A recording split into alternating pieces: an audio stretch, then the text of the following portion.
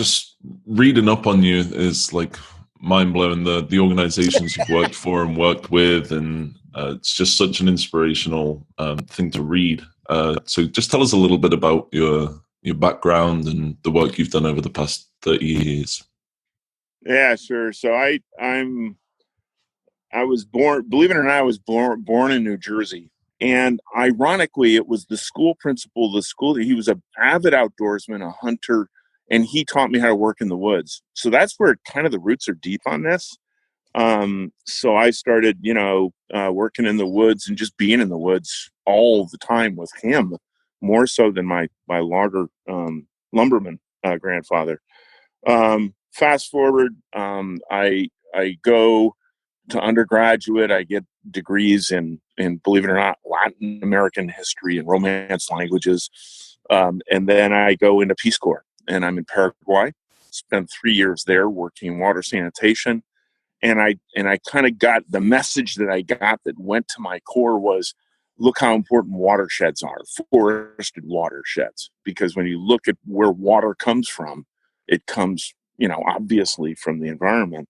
And if you don't protect the watersheds, you've got lots of problems. So I went and did a master's degree, paid for my grad school by working in the woods, finished the master's degree, was hired by a new international consulting firm that was based in Vermont, worked there for about 8 years, then ran a field forestry conservation project in the Osa Peninsula of Costa Rica, where it's Corcovado National Park. If you've never been there, go.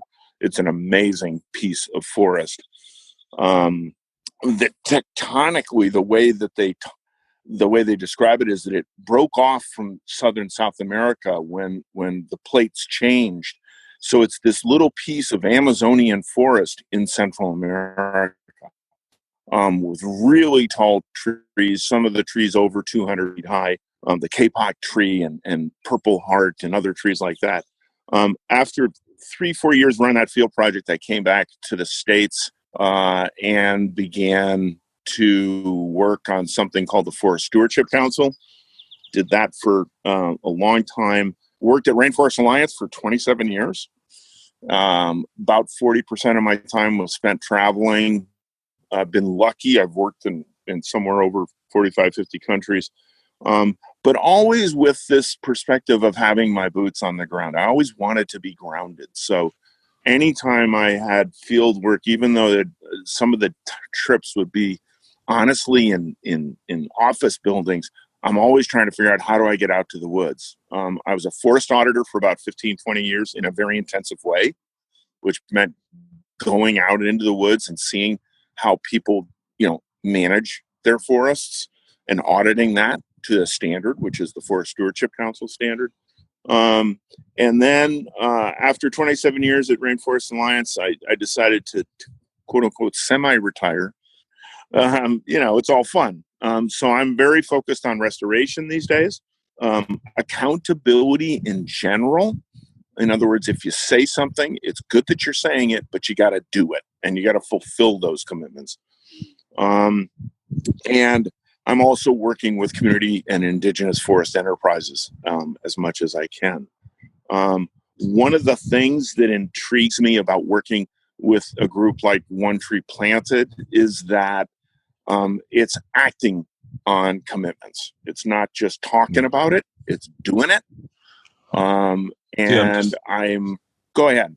Yeah, just going to jump in there. So just on the kind of themes of accountability, action, and also boots on the ground, getting outdoors, just going and doing it. What does that actually look like for organizations like Rainforest Alliance and Forest Stewardship Council? Because we've all seen the frog and we've all seen the tree and the tick, and we know what the logos are and we kind of know what they do, but what does it actually look like on the ground? So what it almost, in every case, what it means is that there's a written standard that articulates sustainability, demonstrate to the public that you're doing a good job of managing a resource, whether it's a farm or a forest, whether it's a plantation that has vanilla in it, or coffee or cocoa, or wood products, forest products. So it starts with that written standard. And the best standards are those that have the input of people that are in the social, the economic, and the environmental spheres. So you get this mix of values, and you somehow, we'd say in maple syrup, we'd say you sugar off the good stuff. You bring out the good stuff, and that's the basis of your audit. Then the second piece is that there's actual field work. There's audits. So you go out, and I've gone out to operations as small as the state of Vermont, over 4 million hectares, to areas that are, basically almost a postage stamp compared to that, maybe 100 acres or 100 hectares or something like that. And you go out on the ground in the field with the people that are managing that area, and you, in essence, check the checklist to see how well they're doing in the field. Now, they're aware of that checklist beforehand, so they know what they're getting into. It's not being imposed upon them. By and large, it's a voluntary system, voluntary approach, and you basically go out and you look at it. So what it means for and I'll just give concrete examples in forestry. I'm walking the harvest trails. I'm going out there, and if one of the things you do in forestry is if you fell a tree, you want to not damage the other good trees or the other ecosystem, things like rare, threatened, endangered species, bird nests, the spotted owl nest, all those kinds of things. So you take precautions. So I go out and I audit to see whether or not they've done that. Have they felled the tree, what we call directional felling? Have they felled the tree in the place that they should? Have they protected those riparian zones? What are riparian zones? They're the areas along the rivers and the streams. Are they doing that, in fact? Are they allowing those riparian zones to be alive, to be vital, to have habitat for wildlife, etc.? Are they allowing it to regrow? Sometimes what happens is farmers and others will cut down all the stuff right to the river's edge. Well, what we found is that if you don't protect those riparian zones and restore them, then you've got a problem. You've got a wildlife habitat problem. You actually may have a water quality and quantity problem, or sedimentation going into the rivers and streams. So audits are a blast. I love doing audits. I love being out in the field doing that. I love being with the people, because in every case, you're not going out there to pontificate. You're not going out there to tell people what to do. You're going out there saying, you said you were going to manage this well. Now, okay, show me. Demonstrate to me that you're. On that note, if I'm a farmer, say like I'm a coffee farmer, or I'm a timber company or something, why would I opt into this? What incentives are there? What mechanisms are there available to incentivize good land stewardship? Yeah, Ben, that's kind of evolved over the years. So when I first started working on it, and I first got engaged on it heavily in 1990, there were companies out there who felt that no matter what they did from a PR point of view, nobody believed them. So they could talk they were blue in their face or write every gorgeous document, and people were saying, I just don't buy it. It doesn't pass the straight face test. So originally, some of these were people that actually were doing a pretty darn good job of managing a resource, a farm or a forest, but they just couldn't get objective recognition for that. So that was a driver initially. It was a lot of people just saying, how do I just tell people, show people that I'm doing a good job? Then what happened over time was the private sector, the buying sector got involved, the market got involved.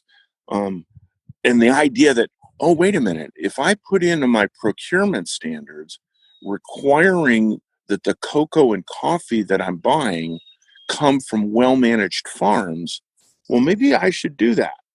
And maybe that can be an incentive. Now, will that mean I'll pay more for it? Some cases, yes. In some cases, no. I was always careful to say, wait, don't expect to get more pay for it, but at least you might get market entry with it, or get a positive incentive for doing what you're doing. So in times, and we all go through, like we're going through with COVID right now, there's ups and downs in the business cycles. In those down business cycles, maybe a buyer will prioritize buying from me because I'm doing it right, over the operations that are less sustainable or not quite as responsible as I am. What are the kind of factors that are limiting these standards becoming the kind of baseline of commerce of farmed goods? I think part of the problem is that when we reach out to all those great diverse interest groups, environmental, social, and businesses, they all have something. They all have their axe to grind. They all have something they want to see in the standard. So what's happened in practice in some cases is we've gotten too complex. We've put too many requirements in there, and we've kind of thrown everything but the kitchen sink in there. And I think we should take responsibility for that. We've over-complexified it. We've kind of made it too complex, too expensive, etc. So one of the things that people are trying to do in response to that is, well, let's see how we can simplify, keep it rigorous, but simplify those systems. I think the thing we are seeing uptake in the part of, all of these, what people refer to as their supply chains. We are seeing people do the things where they require these kinds of things in their supply chain. Why? In part, it's because maybe the public will perceive them in a more positive way, but it's also part of it is that maybe they'll have more sustainable, more robust supply chains. Maybe it'll mean that, there's a group called Taylor Guitars, which is helping to restore ebony in the Congo Basin. Why are they doing that? Because they want to use ebony in their guitars for the fretboards.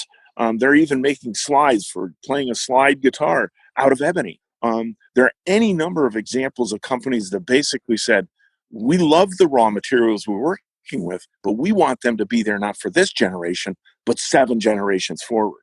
So maybe what we do is we plug into our supply stream to buy from the most responsible people with the idea that we'll always be able to procure that raw material. And that will also, at the same time, make a positive contribution on climate, positive contribution on rare, threatened, endangered species, and local communities where we're creating jobs. Local people know a lot. Like when you go out and you plant trees, and if you come in from the outside and you don't listen first to what their experience is with planting trees, what are the species that work? What kind of soils are they best in? If you don't start from that point first, then I think you're making a fundamental mistake. So is that something you've incorporated into your MO? Absolutely. And I, been around long enough that, for example, in the period from about 1975 to 2000, the vast majority of reforestation that was done around the world was done with a suite of about 10 to 15 species you would know: teak, pine trees, acacia mangium, etc. What we would refer to as the easy ones to plant. But the for commercial reasons primarily. For commercial reasons, there you go. And people were driven by, I got to have a lot of trees. I'm going to plant them at 1,000 trees per hectare or 400 per acre. And I'm 10, 20, 30 years from now, I'm just going to have a lot of volume. Well, what we ignored was that first of all, one of the things that happened was people leveled the forest that was left and put in place tree plantations. Well, that doesn't make any sense. Why would we do that? And then secondly, they ignored a lot of the native species. So starting in the mid-'80s, you have people more and more starting to think, well, wait a minute, maybe the native species bring other values besides, maybe they can be good for timber, but they can also be good for other values. And it took research to do that. You don't turn the switch on that, flip that switch in a day. You got to do research applied on the ground and see where native species can contribute and in a positive way. I'll say, what are the impacts of just like leveling a forest and planting those commercial species? When you level a natural forest, remember that you're leveling a forest that may have multiple strata, multiple layers. There may be big trees, little trees, and stuff on the ground. And all of those different kind of mini ecosystems or levels of the forest have value. Reptiles, amphibians, bugs, they tend to live in that understory. And then they are what feeds off of them, all the other animals that we care about more. And most people care or listen or think more about those larger animals, the caribou. Megafauna, yeah. Yeah, the megafauna, what has been referred to in some cases as the charismatic megafauna. What tends to happen, however, is if you just get focused on large scale plantings of exotic species, you lose that richness, you lose that value. So what we've kind of argued for is to evolve those plantations into different kinds of things, test them. The traditional old plantation, it was square. There were blocks. Well, now what we're learning to do is we conform where we do some of those plantations, we conform them to natural boundaries around the rivers, on the hillsides, and avoid the steep areas, those kinds of things, and let native forests grow up there. I have always, constantly, one of the things I talk to folks that are younger than I about is to question dogma. Don't get sucked into dogma. So, for example, there's a dogma out there that exotic species that we know a lot about just don't have any value either. Well, I'll give you a concrete example. You may be aware of this one, which is in Guanacaste in Costa Rica. There's a famous biology research team of Dan Jansen and Winnie Howlax. And one of the things they've done is in areas that were cleared for ranching. I mean, we're talking no trees left virtually at all. What the first thing they did was they planted a fast-growing exotic species called Melina arborea. That created a canopy. And then what they did was they let all the native species and the frugivores and the insectivores and all the other animals came in under the canopy. And then they do what we refer to in tree jargon and forestry jargon is they did an overstory removal, took the Melina out, and guess what they had below? A rich panoply of native species coming up underneath. So in that case, you could call the exotic species a nurse cropping. It was nursing, bringing that forest back. And all the animals, they started to come back in through that. I think you and I were talking the other day. I live in Vermont. Well, Vermont 100 years ago was down to about 15% forest cover, believe it or not. Today, it's over 75% forest cover. Where did that new forest come from? Or how did it come back? Well, guess what? It was all those little pieces of degraded forest that were along streams in steep areas. Those were the seed source for which was a statewide, actually region-wide, natural regeneration that happened. So when people call a forest a degraded forest, I don't think of it that way. I think of it as a recovering forest. So when we always want to retain those little pieces, even if we're doing tree planting, well, let's remember that there are edges around there that we might be able to just let natural regeneration happen. So where does reforestation fit into that equation? Well, I think, the way I look at restoration is that there are a whole variety of methods for doing restoration. Tree planting is one of them. Enrichment planting, where you have it might be a degraded forest or a recovering forest, but you want to get certain species back into it. So enrichment planting is taking those valuable species and planting them at a spacing in a recovering natural forest, which might be quite young, but you're making sure that those species are back in it. So that's enrichment planting. Traditional tree planting has its value from a couple of different perspectives. First, local people, if we don't do things the local people value, they're not going to protect whatever we've restored or we've replanted for a long period of time.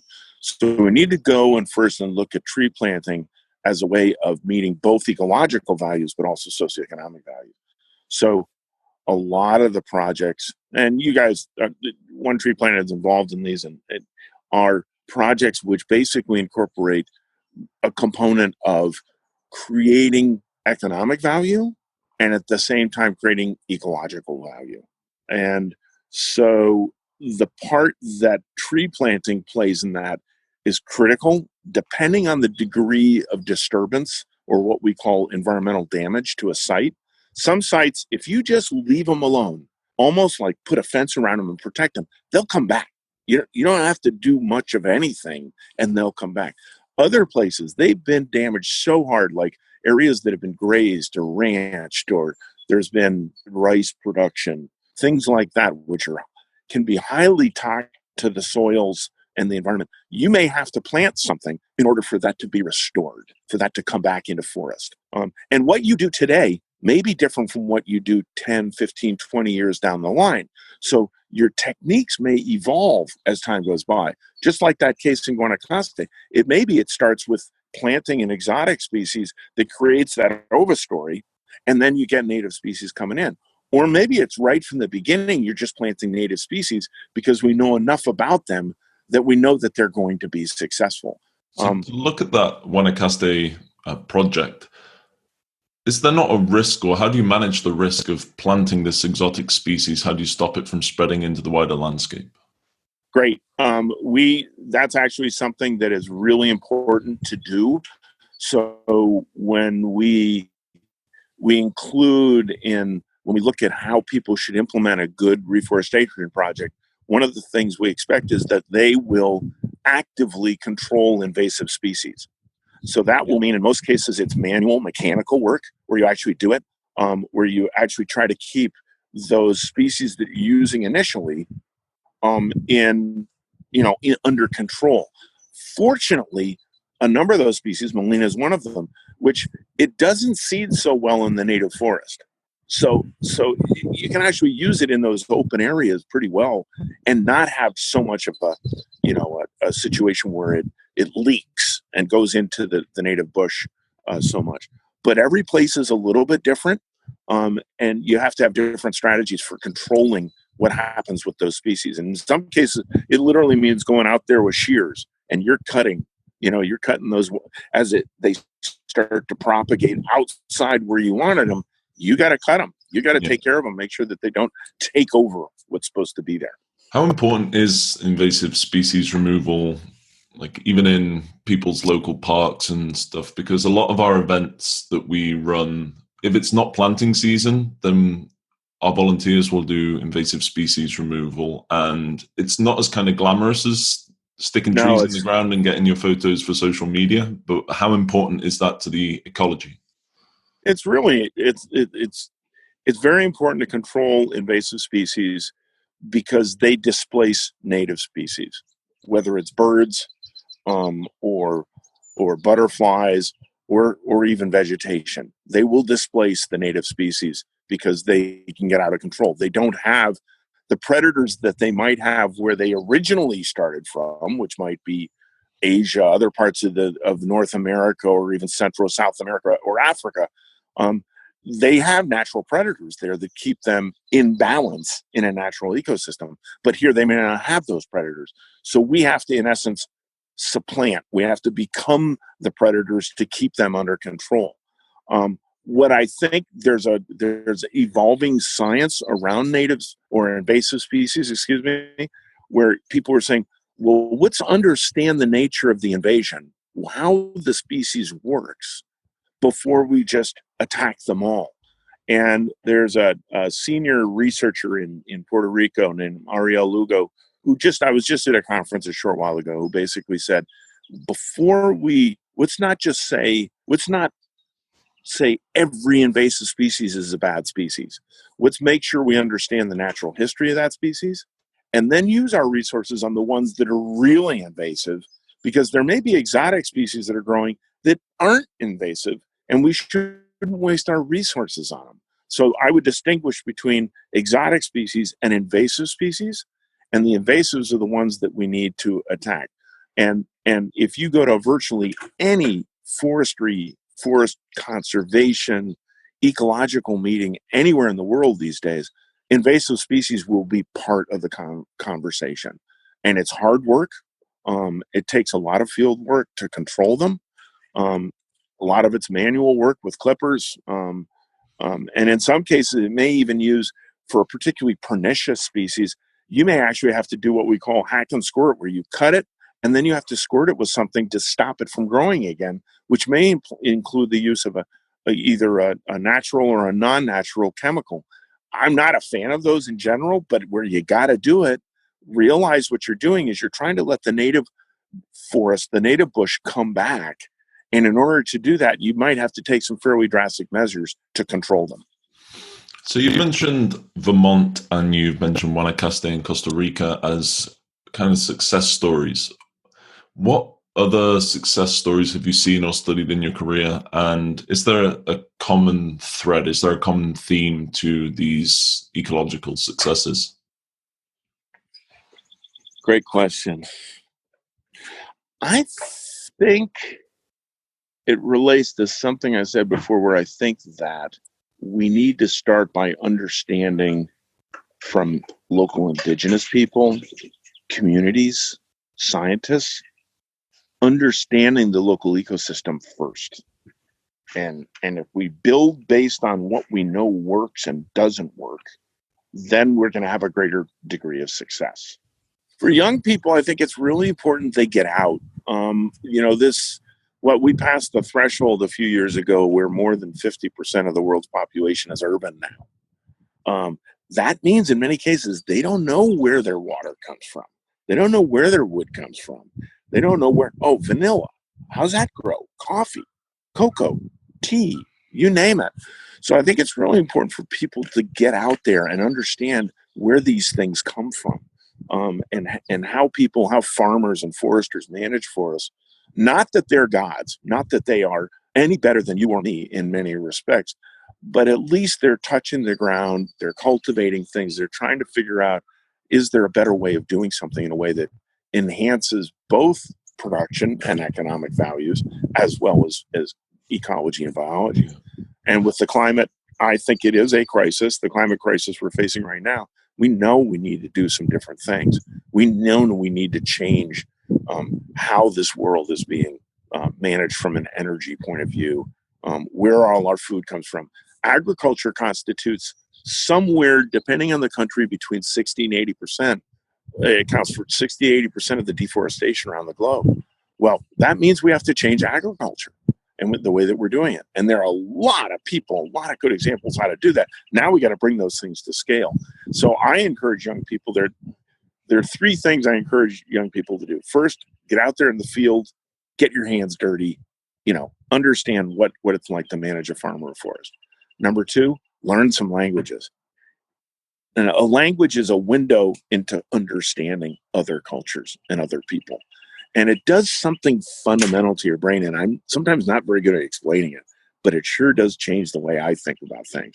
And then thirdly, find somebody who can mentor you. Find somebody who can guide you, that you can ask hard questions, and that you can kind of try to figure out your own path and your path to doing what gets you most motivated and excited. So what changes have you seen over the course of your career? It's really interesting.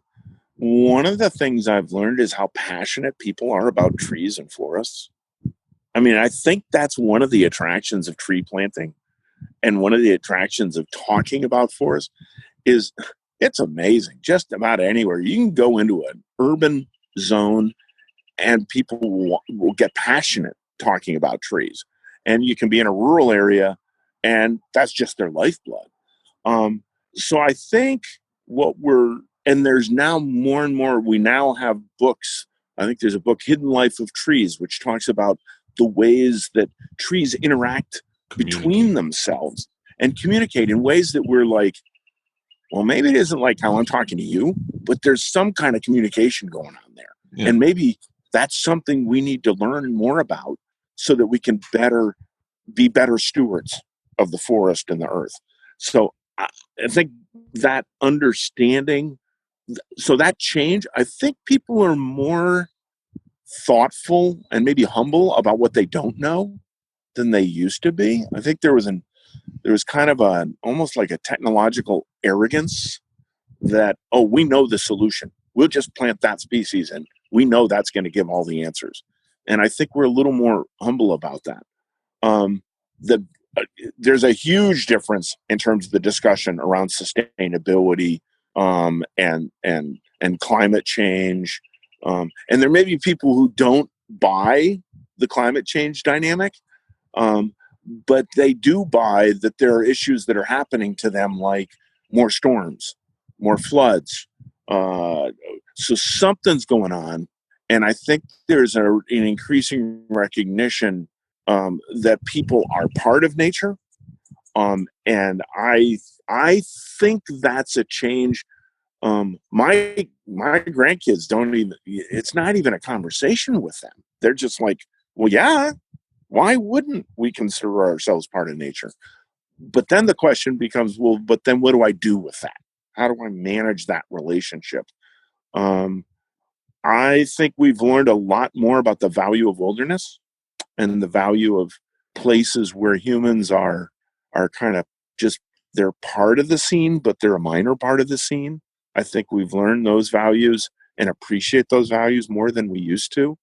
I think that the other change is that companies are realizing their long-term need to think about where things come from and creating robust supply chains. The supply chain dynamic has been the conversation.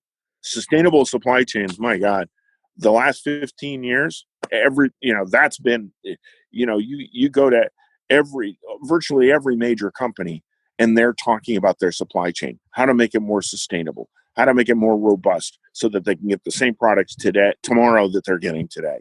That's just constant. And companies are pretty crass. If it doesn't help their bottom line, they won't do it in many cases.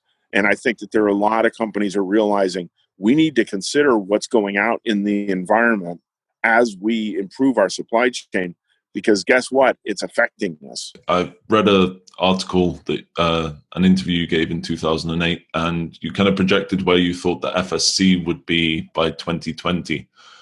And oh my God. 2020. Do you remember what you said? I don't even remember what I said.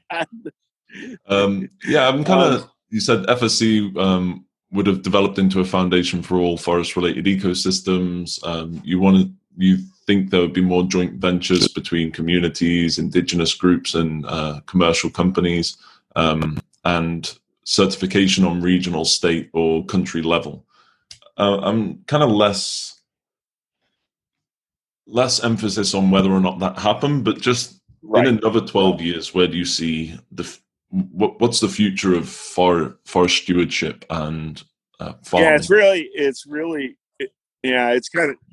really interesting, because I think that what we have, there's now what I think on the FSC system, and forest certification is now mainstream. It's in business. It's just part of the part of what's happening in that has sector. Normalized. Do you think the FSC standards? It's become mainstreamed, and we can all debate about the FSC system versus other forest certification systems. I actually think competition of ideas is a good thing. So I'm not one who thinks a monopoly of ideas or one system is the way it should be. Sure. I see value in ideas competition. And I think that will continue to go. I was kind of struck when I first started diving deeply into restoration, and you saw the commitments made under the New York Declaration of Forests, the Bond Challenge, etc. I was actually kind of struck the lack of accountability in that area. And it took me back to 1990 when nobody could say, oh, what is sustainable forest management? We don't have that question today about what sustainable forest management is. We can debate the intricacies of it, but the idea that it is something that is there and is real, we don't debate about that anymore. Restoration, we have people making all sorts of proclamations and commitments. Okay, so per the old commercial, where's the beef? Show us that you've done what you said you were going to do. That seems so obvious to me. And that's why I think that where I see things going on the restoration front, and there are a lot of organizations with their eyes on this. Change happens when not just one or two organizations do it, but there's almost like a sea change of organizations focused on it. And it's multiple, and they may have different answers. They may have different solutions, but that's okay. Let's get sugar off, as I said before, like the old maple syrup analogy. Let's sugar off the good stuff, learn from that, and do it. I think that we will probably see more discussion around the idea of targets. There's a movement called Half for Earth, which basically suggests that 50% of the world should be put in some kind of protected area. My worry, I think that's a generally positive discussion to have. My worry is that if it excludes communities, indigenous groups, and humans, then it will be counterproductive. We have to make sure that we're doing it in concert with what local people want to do, and or will work with them and not against them. We can't have it be ecologists against the economy. That's a bad idea. I just can't agree with that. And we can't have it as ecologists against indigenous people or local people. Come on. We know that doesn't work. You need the consortium of knowledge and information and opinion. We do, and it's. I have seen one of the moments back in the 80s was there was a whole big discussion. I was living in Costa Rica, working in a rainforest, and I came back to the States, and everybody was talking about rainforests, and everyone was saying we should boycott for timber products from the rainforest. And I'm like, hey, I understand your concern, and it means you're worried, which is a good thing. But remember, there are people in those forests. And if they don't have economic livelihoods, what they will do will be counterproductive to what you might want to see. So I was a fan of bans and boycotts for bringing attention. But when it came down ultimately to getting things done, the path is probably not going to be as strict as that. It's not going to be as dogmatic as that. I think we're also going to see a big growth area for me is people from urban areas wanting to go out and see how rural areas function and how ecosystems function. So tourism is, we're going through major issues right now with COVID, but tourism has just been going crazy. I think we will come back and it will keep growing again. And it will have more people getting out and getting exposed to all the things that are happening around the world in natural conditions and communities and cities. And that's a positive thing. And for forests, I think it will be positive because I think we will learn how the role that trees play, more about that, and how we can better integrate trees into our landscapes. I think you will see urban areas tearing up things like infrastructure, roads, and I think you will also see there's a great conversation going on right now about building buildings out of wood with what they call mass timber, which is building multi-story buildings up to 20 or 30 stories using wood as the fundamental structure rather than steel. I think that argument, that discussion will be really interesting as we go forward. I see fossil fuels as transition fuels. I don't necessarily think all fossil fuels are bad, because I think I've seen where when people shifted from wood fires in their homes, the mother and the kids being exposed to wood smoke, and when they moved to using a small propane stove, that was a huge improvement in quality of life. Did that mean that that's what I hope that they use for the rest of time? No, I don't think so. But I don't think we should be quite so dogmatic about condemning other things, but rather seeing what their role and their purpose might be in a transition to a sustainable society. And if we can do that, then I think we're on the right path. Awesome.